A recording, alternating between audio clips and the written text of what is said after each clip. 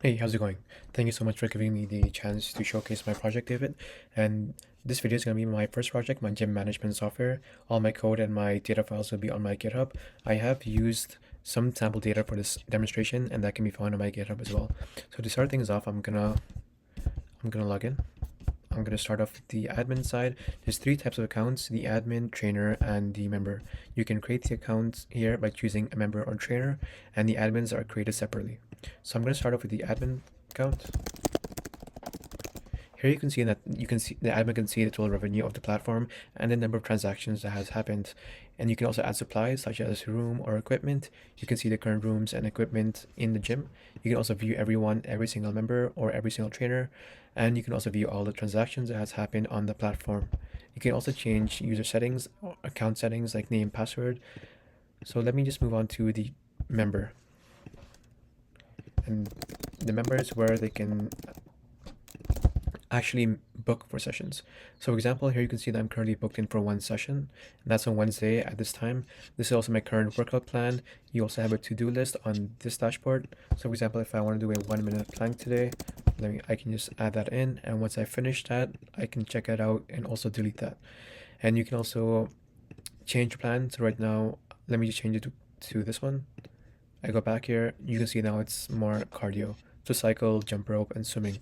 You can also add data. For example, here you can see these are the number of steps that I am required to take. You can change that in health metrics.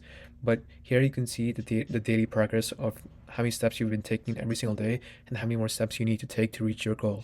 You can also view your bookings, so how many bookings you're currently booked for. You can register for it or cancel. Right now, I'm a premium member, so that means every time I register for a booking, it is free. But if you're a free member, every time you book for something, you would have to pay a fee, and you would have to go through a transaction process. You would have to give in your CC number and your credit card password. And you can also talk with AI, ask them any questions about your health plan, any foods that you would have to take, and just any general questions you have. Now I can show you the trainer side. So that's here you can see that's very similar to the member side of things. The only difference is that you can view members and you can create sessions. So when creating a sessions, you can see that these are my current sessions. But when you create a session, you can choose the location, you can choose the equipment that you are going to use in that session, you can choose the start time, the end time, and the database logic in the backend would, every time you make a session, it would check if there's a conflicting session. If there is, it would send a message saying that you would have to choose a different time because that time is booked.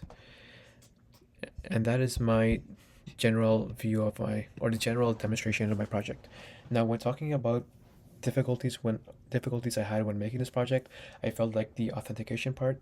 So let me just show that. If I go back to my trainer, the authentication part is where I want to check if a user is where he is supposed to be. For example, if I see a trainer trying to access, let's say he wants to go back to the login page,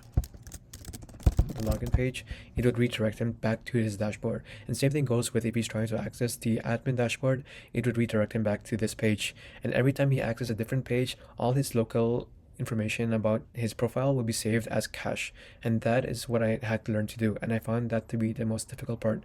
When doing that, I had a choice of using passport.js or auth0 for the authentication. I felt like Passport had more control over the authentication logic, which is why I went with using passport.js as compared to auth0, where everything is given to me on a plate as it is a third-party software. I felt like creating my own authentication logic would teach me more and allowed me to create more efficient logic. For example, if I want to scale this project for more than 10,000 people or on a large scale, I can create my personal logic that allows me to create efficient or to check in my cache and my user profile data efficiently as compared to auth0 where everything is kind of hard given. And some things that I would redo if I had the chance to make this project again is that I would rework my database schema and my SQL queries that are on the back end. I felt like currently the way it is efficient, but if I had to scale this project to more than, let's say, 100,000 users, I feel like it'll be the program would cause a lot of congestion when extracting and updating information into the backend. I feel like if I had the chance to redo that, recreate everything, and I feel like it'll be a lot more efficient.